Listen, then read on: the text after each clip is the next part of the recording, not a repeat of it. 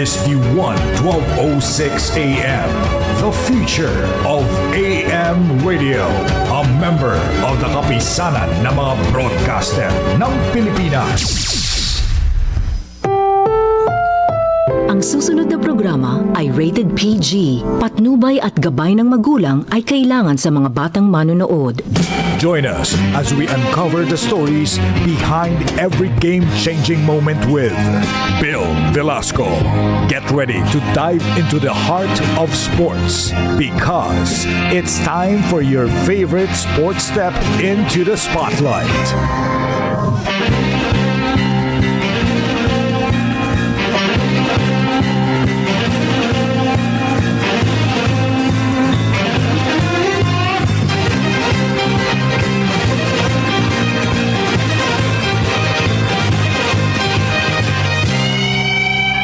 Isang napakagandang umaga po sa inyo lahat, teammates. Ito po ang Hardball with Bill Velasco. Ang oras po natin 11:01.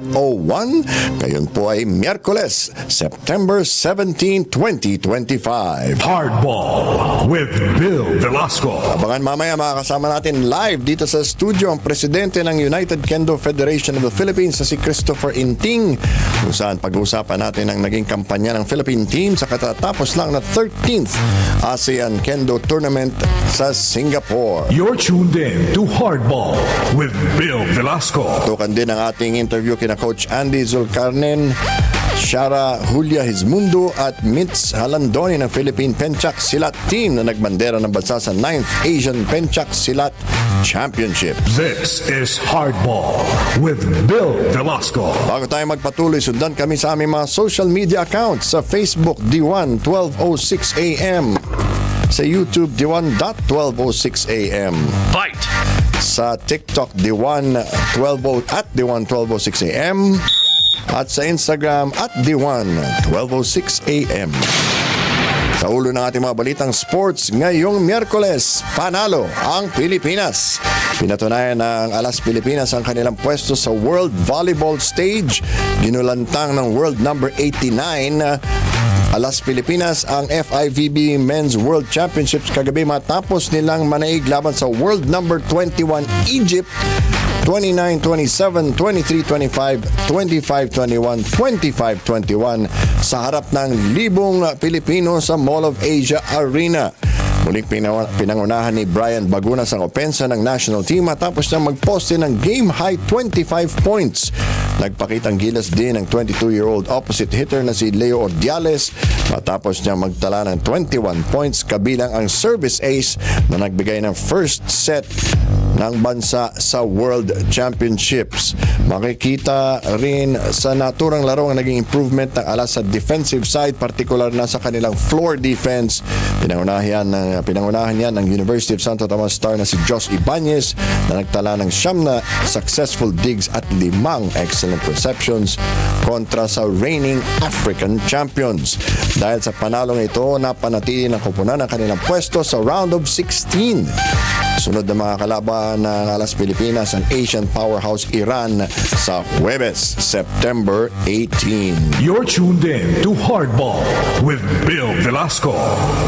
Bakit po napakalaki ng magiging impact nitong larong ito? Unang-una, ang layo po ng agwat sa rankings ng Pilipinas tsaka ng Egypt. Pangalawa, to prove that we can win against higher ranked teams despite being the shortest team in the tournament. At pangatlo, ngayon mapapansin na yung mga men's volleyball player natin ng ibang bansa sa mundo at lalo tayong magiging kaakit-akit na imbitahin dahil humahatak po tayo ng crowd, humahatak tayo ng tao saan man pumunta ang ating men's volleyball team. Kaya malaking bagay din yung panawagan ng koponan na bago magsimula itong World Championships na samahan sila, tangkilikin ang mga laro nila at wag silang pabayaang lumaban mag-isa. So, ang laki po ng posibilidad na makapasok ang team sa round of 16. Bagamat napakalakas ng Iran, alam naman po natin pag merong crowd, gumaganda ang laro. ng ating pambansang koponan. This is a very big win, not just because it's our first, but it's also because it will draw a lot of attention, no? Biglang hahanapin ng mga scout ng ibang bansa ang ating mga players, at liban ba dyan, baka mahatak silang maglaro rin sa ibang bansa. So, congratulations, Alas Pilipinas. This is Hardball with Bill Velasco. Balitang volleyball pa rin. Matapos ang kanyang naging makulay na UAAP career, tutulak na papuntang Japan V-League ang Alas Pilipinas Women's Volleyball Team standout ni si Liza Solomon. Maglalaro ang UAAP champion para sa powerhouse Japanese club na Osaka Marvelous. Opisyal itong inanunsyo ng koponan nitong Martes, September 16. Matatanda ang matapos ang matagumpay na title defense ng NU nitong nagdaang season.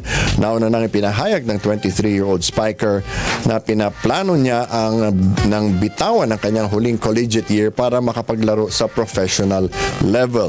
Tinapos ni Solomon ang kanyang kampanya sa NU na may 3 UAAP titles, isang finals MVP at 2 best opposite spiker. Maglalaro si Eliza para sa Osaka Marvelous, kung saan naglaro din ng NU alumna na si Jaja Santiago ng 2 taon. You're tuned in to Hardball with Bill Velasco. Ito po yung sinasabi natin, no? Nagiging kaakit-akit na sa ibang bansa ang mga Filipino athletes, at syempre pasasalamatan din natin yung mga nag-umpisa. No, halimbawa sa basketball, si 3D Ravenna na nagbukas ng pinto para sa maraming Pinoy na makapaglaro sa ibang bansa, makapaglaro professionally. At ngayon maraming nagtatanong bakit pinili ni Solomon na maglaro sa ibang bansa kaysa tapusin ang kanyang pag-aaral. No? Naintindihan ko ang pangakatwiran ng iba that you have to get an education first, pero sa katwiran ng maraming atleta, nag-aaral ka sa kolehiyo para makakuha ng trabaho. Pero kung may trabaho ka na, pwede mo namang balikan yung iyong pag-aaral. Marami tayong alam na athlete na hindi pa graduate na naglaro na ng professional sports at bumalik sa pag-aaral, no, para matapos ang kanilang kolehiyo at makakuha ng degree. So na-interview ko noon si Tracy McGrady at nung nasa NBA pa siya, tinanong ko siya, why didn't you go to college? Sabi niya, well, I was supposed to go to college to get a job, but I already have the best job in the world. No? He was an NBA player, pumasok siya sa liga nung 18 years old siya. Kaya magandang pagkakataon ito na sa atin naman, paswerte siya dahil alam na niya ang kanyang gustong gawin sa buhay sa bata pang edad, no? And kahit nasabihin natin na hindi pa siya graduate, undergraduate pa lang siya, ang maganda niyan is may opportunity siya maglaro sa ibang bansa, at that brings experience, no, na hindi matatapatan ng pag-aaral. Hardball with Bill Velasco. Samantala, opisyal nang nagretiro ang veteran forward na si Sean Anthony sa PBA matapos ang 15 taong paglalaro. Sa isang social media post, inanunsyo ng 39-year-old forward na hindi niya na tinanggap ang contract extension na inalok ng NLEX para makapag-focus sa kanyang pamilya at sa cancer treatment ng kanyang anak sa Canada. Pumasok ang Filipino-Canadian sa PBA bilang number 6 pick ng Powerade Tigers sa 2010 rookie draft. Mas nakilalang 6'4" stalwart sa kanyang naging kampanya para sa Northport Batang Pier mula 2017 hanggang 2021, kung saan nag-average siya ng 16.4 points, 7.6 rebounds, 3.8 assists at 2.4 steals. Pinangalanan bilang Defensive Player of the Year si Anthony noong 2019 at napabilang din siya sa mythical first team selection sa liga sa parehong taon. Okay, tandaan po natin siya naging miyembro ng makasaysayang Powerade team na tinalo ang BMEG upang makatungtong sa 2011-2012 Philippine Cup Finals. At bagamat medyo maliit siya para sa kanyang posisyon, talagang lumaban ng husto si Sean Anthony. This is Hardball with Bill Velasco. Pero ang pinakamalaking pinagtataka ko ay bakit napaka-underrated ni Sean Anthony. Napakagaling na player po ito. Hindi siya pinag-uusapan, hindi sinasama sa mga discussion ng mga greatest players. nakakapagtaka. Mahina ba ang PR niya? Hindi ba siya pinapansin ng mga media? Yun po ang pinagtataka natin. Maraming mga players na dumaan sa PBA na malaki din na naiambag pero hindi na pag-uusapan ng mga tao. At sa kasamaang palad, isa doon si Sean Anthony. This is Hardball with Bill Velasco. Sa ating MPBL update, tinambakan ng Nueva Ecija Rice Vanguards ang Quezon City Galleries Taipan 94-38 sa pagpapatuloy ng 30-team elimination round kahapon sa Batangas City Coliseum. Sumandal ang 2022 MPBL champion sa kanilang maigpit na depensa sa buong laro kung saan nalimitahan nila ang Quezon sa isang 5-point third quarter. Tatlong manlalaro ng Rice Vanguards ang umiscore ng double digits sa nasabing blowout sa pangunguna ni Jammer Hamito na nagtala ng 14 points. Kasalukuyan pa rin nasa ikalawang pwesto ng napakalakas na Northern Division ang 25-2 na Nueva Ecija. Sunod na makakalaban ng koponan ng Parañaque Patriots sa Biyernes, September 19 sa Orion Sports Complex. You're tuned in to Hardball with Bill Velasco. Pinoy Pride pa rin ang pag-uusapan natin na sungkit ng Filipina figure skater na si Celine Isabella Tansipek ang tansong medalya sa katatapos lang na Open Figure Skating Championship na ginanap sa Hong Kong. Binandera ni Celine ang bansa sa naturang regional meet matapos niya makapagtala ng 78.85 total points para maiuwi ang bronze medal sa elite women's category. Dinomina ng up-and-coming figure skater ng bansa ang short program. Sinigundahan niya ito ng isang fourth place finish sa free skate segment para maiselyo ang kanyang pwesto sa podium. This is Hardball with Bill Velasco.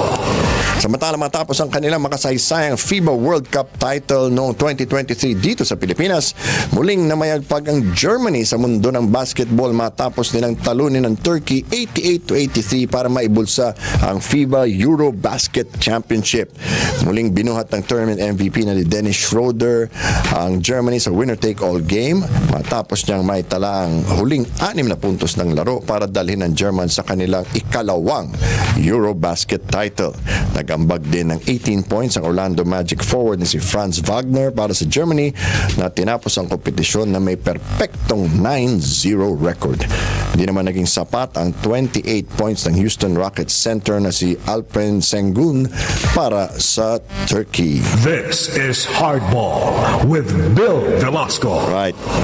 Isa pang pinagtataka ng marami, no? Bakit si Schroeder ay pinagpasapasahan ng napakarami ng team, naka-6 na team na yata siya sa NBA. Pero pagdating sa mga international amateur tournament, namamayagpag siya, no? Is considered one of the best players in the world and maybe in terms of international competition could be the best player in the world. Bakit po yan? Dahil iba po ang laro. Sa amateur, mas maikli yung laro, mas malaki ang papel na binibigay sa kanya ng coaching staff. Sa Germany, star player po siya. Sa NBA, hindi. No? And syempre, mas physical ang laro sa NBA. At depende po yan talaga sa paggamit ng coach, sa paggawa ng play, at ano bang binibigay sa yung minuto ng mga coach. Kasi kung minsan yung pagiging incompatible ng player at coach ang malaking dahilan. At syempre, pag pinagpasapasahan ka na ng ilang team, nagiging parte na yan ng reputasyon mo na parang hindi mo kaya magdala ng team sa NBA o kaya ay mahirap kang pakisamahan. At madalas na nangyayari yan sa mga magagaling na player. Pero sana naman mamulat na mga NBA teams na napakagaling talaga nitong si Dennis Schroeder. You're tuned in to Hardball with Bill Velasco. Ang oras natin ngayon 11:14 at sa ating pagbabalik makakasama natin live dito sa studio ang presidente ng United Kendo Federation of the Philippines na si Christopher Inting. At pag-uusapan natin ang naging kampanya ng Pilipinas sa katatapos lang na 13th ASEAN Kendo Tournament na ginanap sa Singapore. Huwag kayong bibitiw, magbabalik pa ang Hardball with Bill Velasco.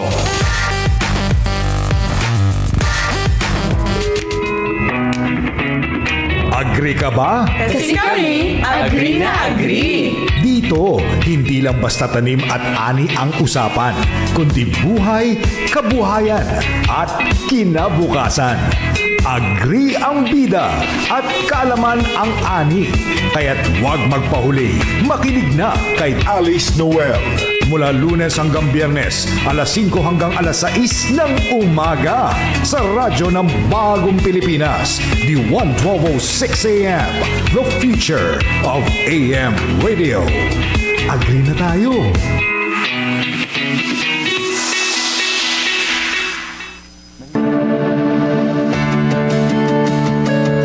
Gusto mo bang maliwanagan ang iyong problema sa legal na pamamaraan? Mga payong tiyak na may legal na batayan at mapagkakatiwalaan. Lahat yan ay bibigyan linaw ni Attorney Melissa Arnesto tuwing Huwebes, 5:30 p.m. to 6:30 p.m. Dito sa The Legal Weapon sa radyo ng Bagong Pilipinas, DWAN 1206 AM, the future of AM radio.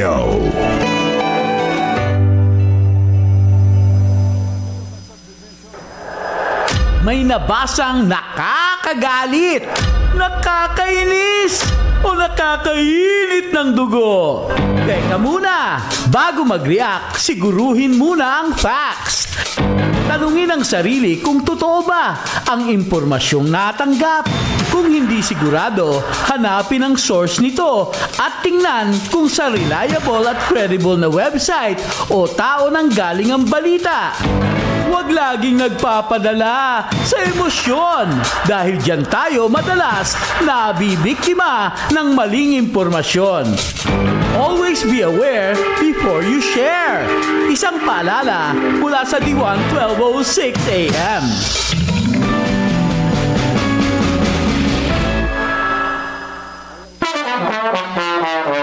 Mga showbiz chika at intriga. Ano nga ba ang latest sa mga paborito mong artista? Huwag mag-alala dahil sina Miss F at Joey Austria na ang bahala. Dadalhin nila sa inyo ang latest trending topics at freshest news in the showbiz world. Dito sa EPAL o EPAL. Ito pala ang latest. Tuwing Lunes hanggang Biyernes, mula alas 12:30 hanggang alas 2 ng tanghali. Dito sa DWAN 1206 AM, ang radyo ng Bagong Pilipinas. You're tuned in to Hardball with Bill Velasco. At ngayon, kasama natin dito sa studio ang Pangulo ng United Kendo Federation of the Philippines. Walang iba kundi si Ginoong Christopher Inting. Christopher, welcome to Hardball. Yeah, thank you very much. All right, let's talk a little bit about the last ASEAN Kendo tournament in Singapore. How did we do? Well, in the team competition anyway, we did very well. Our men's team A won silver medal. So that's actually our best showing ever in the tournament. So It's great. Pag sinabi mong team event, how do they score that? Okay, so team event is usually you have two 5-player teams going up against one another. So first players go up against each other, second players, and then third players, and so on and so forth. So it's usually they count the wins first. So how many players won versus from each team. So the team with the most wins will win the match, or if the wins are tied, they'll count the number of scored points. So the one with the higher scored points will win the match. Okay. How long has Kendo been in the Philippines, to your knowledge? Well, our federation was formed in 2016, Okay. but Kendo was around formally as a sport that was being taught to Filipinos in the mid-90s. Okay. But before that, Kendo existed in the form of Japanese expats practicing here, and then sometimes they would teach random Filipinos. But yeah, as a formal, organized teaching, being taught formally, it was about mid-90s. Okay, you've been around for almost a quarter of a century. What got you interested in kendo? The short answer is Star Wars. Okay. Because I understand.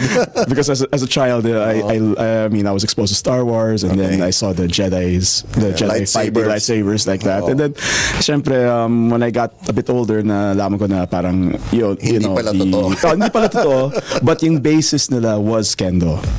Yeah, I mean, a lot, at least the original trilogy, a lot of the choreography was based on mga kendo moves. At least that's what it says in the in the wikis and all of that. So ultimately that got me first into sword fighting in general. I sought other sword fighting arts like Olympic fencing, mga arnis, ganyan. Pero di na-click eh. Then finally discovered kendo in 2002, and then I kept on going. Okay. What are some of the fundamental values and principles of kendo na sa tingin mo maganda para sa mga bata and grown-ups as well? Yeah, ultimately, while kendo is, while you see people just fighting one another with the bamboo swords and armor, the core principles of kendo are ultimately discipline and respect. So if you don't follow those core principles, most likely you won't last. In fact, at least in my dojo anyway, in the club where I teach, if you're a disrespectful student, or if you're someone who I see that for example you're not applying your discipline in learning, I'm gonna quietly say that maybe this is not for you, because for the first few months, fine. You could be, you're still learning, right? But after a few months, and then we see that you're not taking those core principles seriously, I'm just gonna say that maybe it's not your sport. Okay, so bawal yung mga celebration, yung taunting. Yes, bawal actually, in in competition, you can actually have your if you score a point and then you celebrate after, your point can get taken away. Okay. Taunting an opponent can result in penalties, and arguing with referees definitely can get you disqualified. I see. Yeah. So what's the most that's allowed? Let's say you worked very hard, scored a good point, and nothing. You have to be stoic. Ang hirap naman nun. Yes. Yeah, but it comes with the idea that this is supposed to be a sword fight. Okay. And if you scored a point in a sword fight, it actually means you actually killed somebody in real life, and that's not something to celebrate. Oh, kasi for example in arnis, no, dalawang klase yan eh. Yung the arnis, the stick is stick. Considered a stick, so pwede siyang pamalo. The other one is it's considered a blade. Yes. No, so and in the South they dress pretty similarly, no, lalo na sa Cebu, Southern Philippines, na it's the whole athlete who's padded. Yes. So it looks very similar to kendo. How do you keep people from getting confused, lalo na pag solo baston, Well, as you can see from the pictures, maybe the weapon is longer. Okay. It's supposed to simulate a samurai or sword or a katana. Okay. The armor is also not as padded as you might think. Okay. The armor is actually technically pretty minimal. It only covers the areas that are really meant to be hit, and then other areas are not. So ultimately, especially if you're fighting someone who's really excited, or like in a competition, sometimes you're gonna get a lot of missed hits and a lot of bruises in the unprotected parts of your body. But so that keeps and then ultimately the uniform is also different, because in arnis you do, typically wear jogging pants and a shirt under the armor. We have to wear the traditional Japanese keikogi and hakama. I see. So how do you get promoted? How do you move up the ranks in kendo? You do take an exam. Typically. Pero dito. Yes, now we can offer it here, because before, especially when I started, we had to take the exams abroad because there was no formal federation. And then part of the reason why we formed our federation in 2016 was to ultimately achieve the goal of having our exams here. And then we were allowed to do that once we became affiliated with the International Kendo Federation in 2020. So once that affiliation was solidified, we were allowed to hold exams here. But does somebody fly in from Japan, o kayo na mismo? We can hold it all locally, But especially for higher grades, we do have to import sometimes some judges from Japan Kasi or other countries. Sa Aikido kasi ganun din eh, yung Kumbo Dojo niya. They used to have to fly to Japan. Now the masters come here to grade them. Yeah. For lower grades, we can do all local judges. But higher grades, like 4th Dan or 5th Dan, definitely we probably have to import. I know what are some of the struggles of your sport, because Kendo is one, it's not that popular, and two, I don't think it's an Olympic sport yet. Bakit medyo hirap na lumaganap ang Kendo sa Pilipinas? The biggest, I guess, one of the biggest issues is the fact that we use equipment. Okay. Yeah, because if you have to really go forward in to really practice Kendo, rather, you have to use a bamboo sword at the very least, which is not found locally. We have to wear the armor when you're in sparring already. Once you're at the sparring level, you have to wear the armor. So equipment can be a limiting factor. Though lately it's been getting cheaper to import and get equipment. In fact, we do have a local supplier for equipment now that makes it easier for us to get it. Okay. But it's still a bit expensive. Yeah. How long do the bamboo swords last? Depends on how often you practice, I guess. Like for me, let's see. I practice regularly, maybe 3 times a week nowadays, and mine probably lasts maybe 8 months to a year before I have to replace. Not bad. What about schools? Is it taught in certain schools? Are there plans to have it included in like the UAAP, the NCAA? Yeah, actually. Before COVID, anyway, I was actually teaching a class in UP Diliman for PE class for Kendo, and we had a club there also. There were also a number of Metro Manila schools which did have start either clubs or classes, but after the pandemic, those programs died down. I mean, I hope to restart sometime soon or back in UP. Let's see. But right now, there's more interest in the south. So Cebu and Davao, for example, there are a number of school programs that they have there. I think in Cebu, it's in the University of San Carlos, I think. And then Davao Ateneo de Davao has a club, and then there's a in the Japanese high school in Davao also has a club right now. Okay. So, yeah. How do you form the national team? How do you recruit players for the national team? Usually we do that after the national tournament. So our national tournament is actually going to happen next month. Nice. We'll hold it in Mandaluyong. So usually what we do is we look at the outstanding performances during the national tournament, and then we give invites. And then of course, even if even if you're not a standout performer during the national tournament, we do have a general call for those interested in trying out for the national team. So we hold tryouts and then training camps, so that we can select properly. Though that's the one thing about having an archipelago as a country. Ang hirap to gather everyone in one venue. Okay. So yeah. May age limit ba kayo? I mean, a minimum and a maximum age? For training or for the team? For the team. For the team. Most international competitions has a minimum of 16. Because in some countries you're already considered an adult. Yeah, 16. there. Okay. Maximum, technically no maximum age, but practically siguro probably mid-40s would be the maximum, I guess. Okay. So hindi na ako pwede. Sorry. Oh, way overaged. Well, not too late to train. Pwede. But in your point of view, ano pa ba ang mga kailangan gawin para mas makilala pa, mas maging popular pa ang Kendo? Well, I guess one of the things we have to do basically is, well, admittedly, we don't advertise as well as we should. That's one of the things we have to work on. Our advertising game is not as good as we want it to be.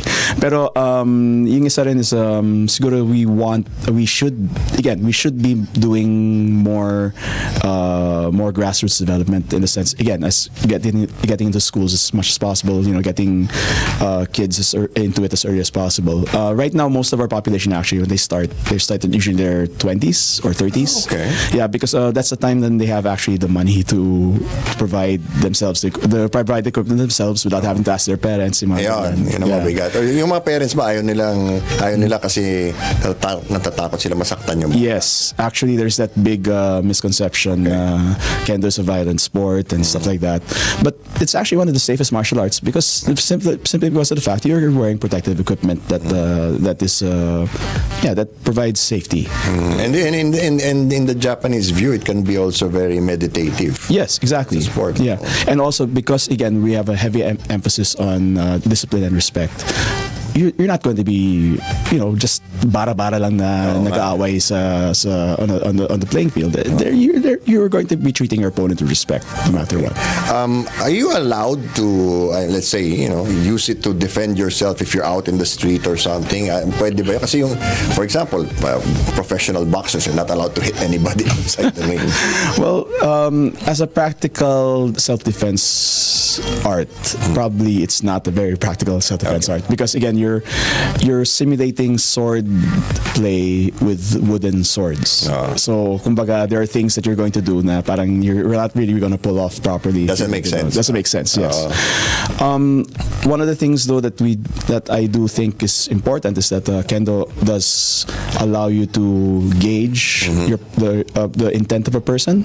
So that's one of the things, and then because it's also a good exercise, you can run. Run away. Even in other sports like Aikido, wala silang sparring. They teach you to, if you can run away, then run away. It might be better for you. Exactly, yeah. But in the Philippines, is there how does it mesh with Filipino culture? Kasi siyempre, ang mga Pinoy, well, of course, theoretically, hindi confrontational, pero pag napaaway, lumalaban talaga. Yeah. Meshing with Filipino culture, there are things that, of course, might seem not fit for Filipino culture in a sense. Especially because Filipino time and everything. Mga ganyan. Like I remember when I first started out, talagang nagagalit yung mga Japanese teachers kasi parang, why are you late? Di nila maintindihan. Yeah, di nila maintindihan. Mga ganyan. But I would like to think that over time, anyway, when over the years that I've been learning and teaching Kendo, there are things that we can incorporate as Filipinos. At the same time, the simple things about like being punctual and stuff like that. So I think those are the things we can incorporate. But at the same time, I think there are also things that the Japanese can learn from us. And in the sense that parang one of the feedback actually that I've gotten from Japanese teachers, expats who teach here, is that they enjoy the fact that it's a bit more relaxed. The culture is a bit more relaxed. So mas chill. Yeah, mas chill. So it's different from Japan. Parang everything's so seryoso pressure. lahat. So seryoso lahat. So that's something that they appreciate. So I think so it's not necessarily things that parang nagbe-mesh, but I think it's a venue for cultural exchange that is very important. Is there meron bang Filipino style ng Kendo? Masaya pag naglalaro yung mga ganun? I wouldn't say Filipino style because most of us actually learn from our teachers, so we follow our teacher's style. So there's no, but it depends then, because right now there are only a very few high-ranked Filipinos at the moment. So actually last Friday we got 2 more 5-dan ranked members. Great. So that joining me. So before that I was the only 5-dan ranked member in the federation. So now we have 3. But of course that's just 3 out of 200 plus members. So the more higher ranked people we can get who are teaching, that probably means that we'll start developing our own style. How long does that take to get to that level? 5-dan. So it took me So I started 2002, so it took me 23 years to get. 22 years rather to get to it. But of course we have to factor in, like, there were times I had to stop practicing due to injuries, and then of course the pandemic happened, so that's another thing. So so I think if you're just gonna pass all your exams without fail, it should. Yeah, and I did fail some of my exams. Okay. So that's another thing. That's normal. So I think to get to 5-dan normally maybe 12 to 15 years, I think. Something like that. So matagal din. Yeah. Okay. So but in terms of competitiveness, how far can we go? I mean, so far, no, hanggang saan tayo? Southeast Asian level, Asian level? Yeah, no, actually, Southeast Asian level, so it's evidenced by last weekend, we got second. To be honest, that actually surprised me. Okay. Also, At least you're honest. yeah. No, because to be honest, compared to other countries, even in Southeast Asia, especially the bigger countries in Southeast Asia for kendo, we weren't. Maybe we could say we weren't as well prepared because they were able to send their delegations to Japan or Korea to have training camps there, which is a big thing. If you're able to train kendo in Japan or in Korea, that's a big boost to your efforts when you're, especially in a campaign like the ASEAN tournament. We could only basically gathering people together here. It was already difficult, so we couldn't send people to Japan. So one of the things that I appreciated most about the team, anyway, was that in tournament they learned. They were able to adjust. So that's the thing that that really impressed me about the team this year. Diyan magaling ang Pinoy eh. Yeah. So we were able to improvise nga during the tournament. What's the plan, no, for the United Kendo Federation of the Philippines for the next 3 to 5 years? Yeah. So for the next 3 years, the biggest thing is that we're actually going to host the next ASEAN tournament in 2028. Okay. So the plan is to get ready for that hosting, but at the same time, we also have to make sure our team is ready to compete at the same level, if not better, than what they did last over the weekends during the 13th. Yung isang thing that we really have to strengthen is siguro the women's group, because partly because again, dahil siguro sa cultural issues or whatever, not a lot of women take up martial arts from here, so we'd like to strengthen the pool for the women so that they can also get better results. Also, maybe one thing is that while the teams we were able to get with second place at teams last weekend. One of our issues is that pag sa individuals, we usually don't get out of the. It's very rare for our players to get out of the elimination pools for some strange reason. We're still trying to figure out why it's so hard for us to compete as individuals, but as teams we're a bit more successful. Okay. If people want to try kendo, how do they sign up? How do they reach you? First, they can contact us through the United Kendo Federation of the Philippines. We have a Facebook page and an Instagram page and also a website, so you can look first there, and then we can get you into contact with the local club or the club nearest to you, so that you can know how to start kendo from them. All right. Thank you very much, Christopher. Thank you for coming to Hardball. Thank you very much for having me also. Thank you. All right. Si Christopher Inting, Pangulo ng United Kendo Federation of the Philippines. Magbabalik pa ang Hardball with Bill Velasco.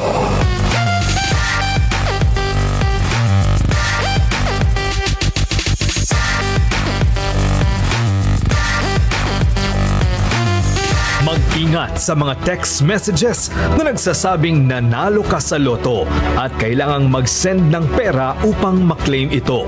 Ito ay scam. Huwag maniwala, huwag mag-reply. Tandaan, ang PCSO ay hindi magsisend ng mensahe sa inyo na nanalo kayo ng premyo sa loto. Maging mapanuri. Play smart, play safe, play responsibly. Isang paalala mula sa IBC 13, PCSO at DATV. Wala kang talo. Basta everyday maglalaro ka ng loto. Winner na winner ka sa prizes ng iba't ibang lotto games. Kaya tutok lang sa PCSO Lottery Draw. Araw-araw, 2 p.m., 5 p.m. at 9 p.m. dito sa IBC 13. At mapapanood din sa DWAN 1206 AM at DATV. Mga kadiwan, ang pinaka-inaabangang programa sa radyo ng bagong Pilipinas, ang Kalogan, kalogan, kalogan, kalogan, kalogan, kalogan. kasama ang nag-iisang pangtanggal umay na walang kapantay! Kaka Mark Logan! At syempre, kasama sina DJ Gabby at DJ Melody na laging games sa tawanan. Simula ng umaga na may tawa, kwento at kulitan. Makisaya tuwing Lunes hanggang Biyernes, alas 8 hanggang alas 9 ng umaga sa radyo ng Bagong Pilipinas. DWAN 1206 AM, the future of AM radio. Kalogan, kalogan, kalogan, kalogan, kalogan, kalogan.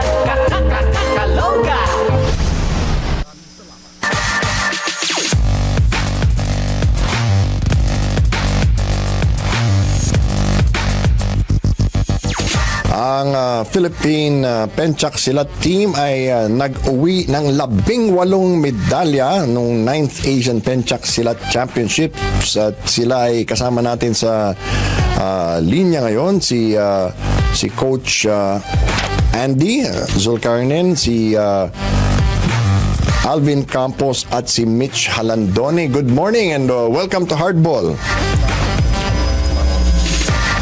Morning po, sir. All right, good morning. po, sir.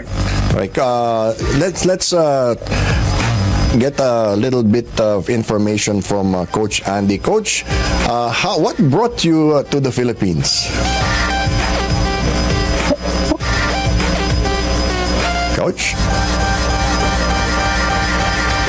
Baka hindi tayo naririnig ni Coach. Mitch, ikaw na lang siguro muna, no? Paano ka napasok sa Penchak Silat? Because it's a very uncommon sport. It's more of a sport in Indonesia and Malaysia, and it's really a non-contact sport. Paano ka napasok dito? Nung college po kasi ako, so sa college po namin may sports na Penchak Silat na po. Okay. So nakita ko po sa palaro po sa college, tapos parang na-curious po ako sa laro na yun, so sinubukan ko po. Tsaka doon na po ako na-fall in love sa laro po. Kailan ka nag-decide o paano ka nag-desisyon na maging competitive sa Penchak Silat? Nung 2016 na po, doon na po. Tapos, nakuha po ako ng national team nung 2019 po. I see. O gaano kabigat itong Asian Championships dahil meron tayo isang gold, 5 silver at 12 bronze medals. Sino ba mga mabibigat na kalaban dyan? Yung mabibigat ko po na nakalaban is Vietnam tsaka Singapore po. Okay. I see. So bakit napakalakas nila? Kasi po parang bata pa sila, junior pa lang po sila. Nag-training na po sila. So hanggang senior na po. So sa akin is college lang po ako nag-start. Okay. Alvin, welcome back to Hardball. Ikaw naman, anong naging preparasyon natin para dito sa Asian Championships? Sa amin po, sir, sa akin po, yung preparasyon po sir, sa laro ng Asian Championship is halos parehas lang po din yung mga kasama ko, sir. Sa Monday to Friday, ayan po yung routine namin na training na every morning. Yan po ang conditioning training namin at every afternoon, yan po ang skills training namin. Okay. Si Coach Andy, can you hear me?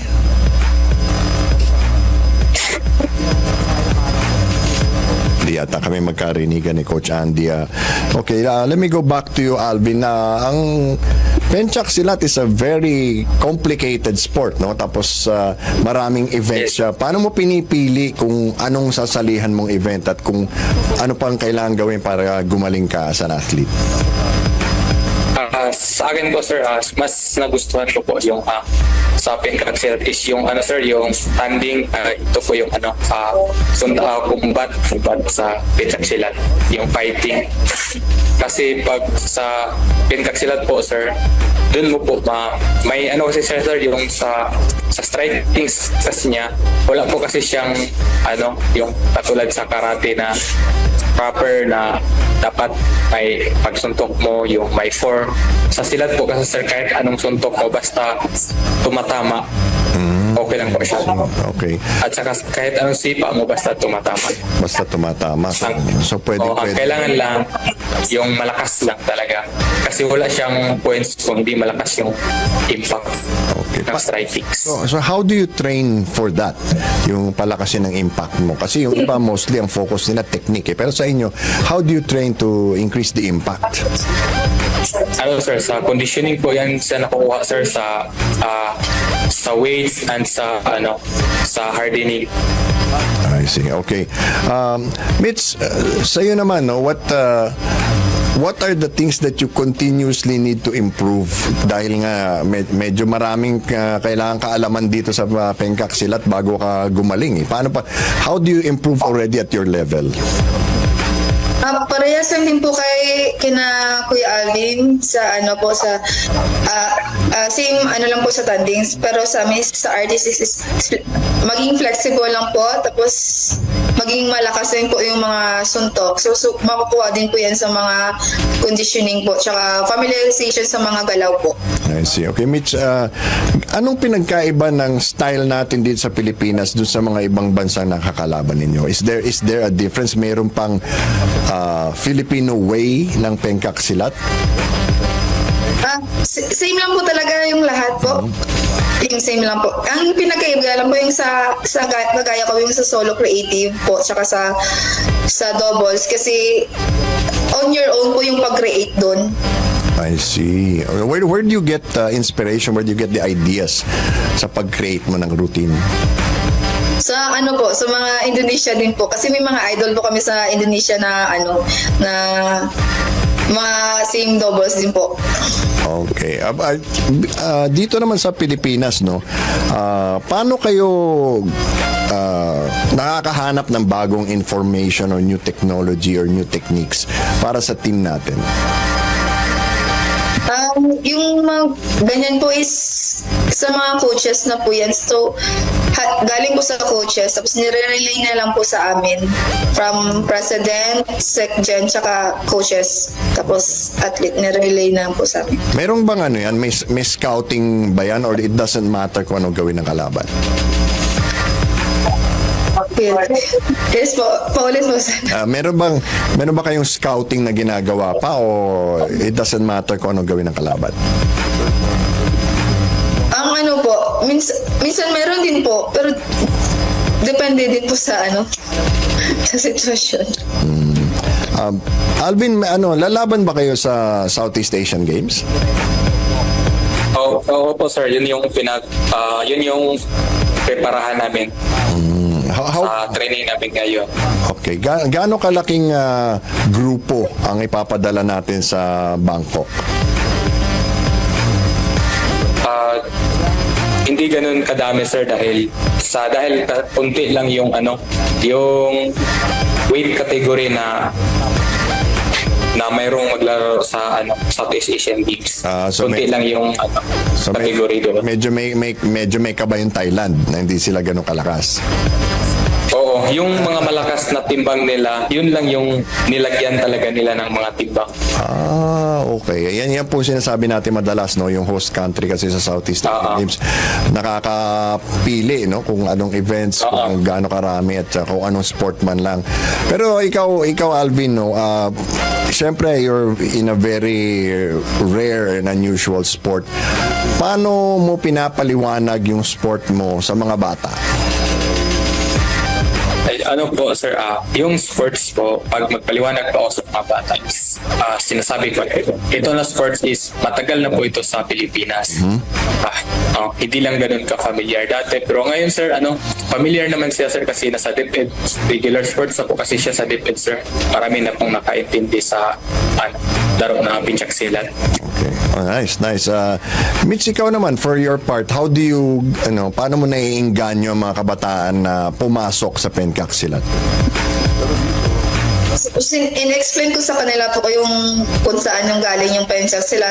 So tapos yung mga bata kasi ngayon, sir, is may ina-idolize na po sa national team. So mas madali po sa kanila yung ipakilala na talaga sa yung penchak sila. Okay. Ano pa ba ang kailangan nating gawin para mas lumakas pa tayo dyan sa sport na yan? Kasi it's an indigenous Malay sport. So parang medyo nakakahiya naman pag hindi tayo gumaling dyan. Diba? Ano pa ba kailangan? Sipag lang po talaga sa training tsaka disiplina lang po. See. Pero okay naman ang suporta sa inyo ng PSC. Very okay po. Okay. O, sige, well, thank you very much and congratulations. At kahit saan kayo mapunta or saan kayo lumaban, may suporta kayong makukuha dito sa amin sa Hardball. So thank you so much, Alvin and Mitch and Coach Andy. I'm really sorry that we were not able to connect, pero thank you for everything you're doing for the national team. At maraming salamat po. Mag-ingat po kayo. Maraming salamat din po, sir. All right. This is Hardball with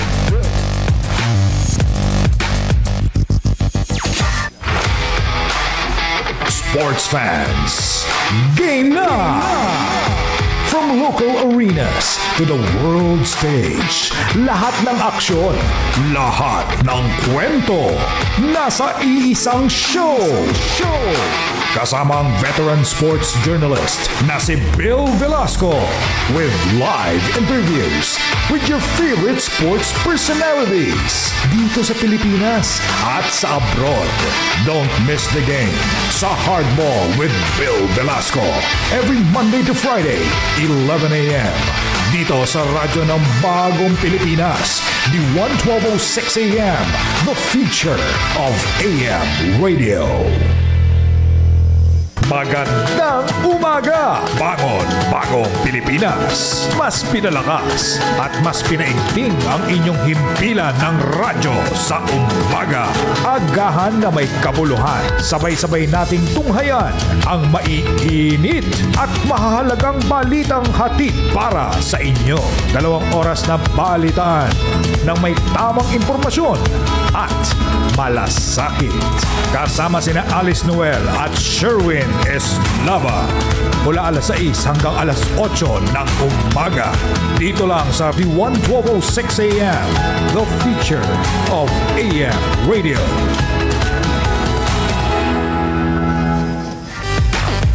This is Hardball with Bill Velasco.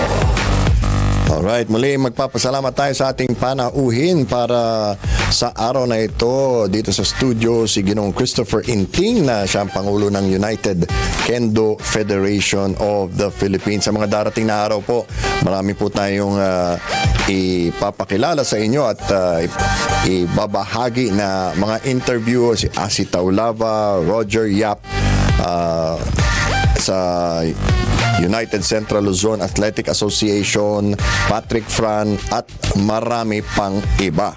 Abangan nyo rin bukas, may interview tayo kay Rose Almendralejo ng Bacolod Taytong Thunderbells na pupunta na dito sa Manila at maglalaro para sa NU Lady Bulldogs sa UAAP. You're tuned in to Hardball with Bill Velasco. At muli, bago tayo magpaalam, inaanyayahan kayo na tangkilikin. Inaanyayahan ko kayo na tangkilikin, like, share, subscribe at follow na rin sa ating Basketball Universe PHL at Women Who Win. At ito po ay alay natin sa atletang Pilipino para malaman din natin ang mga sikreto nila sa pagtatagumpay sa harap ng maraming hamon sa buhay. This is Hardball with Bill Velasco. Muli, shout out at pasasalamat natin sa ating mga kaibigan sa Buffalo Wings and Things. Thank you for always remembering us. You're tuned in to Hardball with Bill Velasco. At syempre kay Nanay Elena Fernandez, Dave Martiliano, Ana Marie Antolin, Relza Magsumbol, Mikey Sagoso, John Luke Cruz, Janela Nituliano, Princess Urbino, Kenrick Mahan, Brenda Adriano, Jeff Nieva Rap Arca, Gab Ferreras, Lisa Palma, Criel Orozco, Jimmy Alabanza, Julian Rafael Lapid at B. Kasyanom, happy birthday kay Criel Orozco at maraming salamat sa pagiging isang napakabuting kaibigan, and I wish you the best. Happy 29th, Criel. This is Hardball with Bill Velasco. At yan ang ating programa para sa araw nito. Muli ang Hardball ay masusubaybayan Lunes hanggang Biyernes, alas 11 na umaga hanggang alas 12 ng tanghali.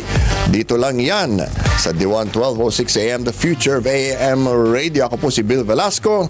Magkita-kita po tayo muli bukas.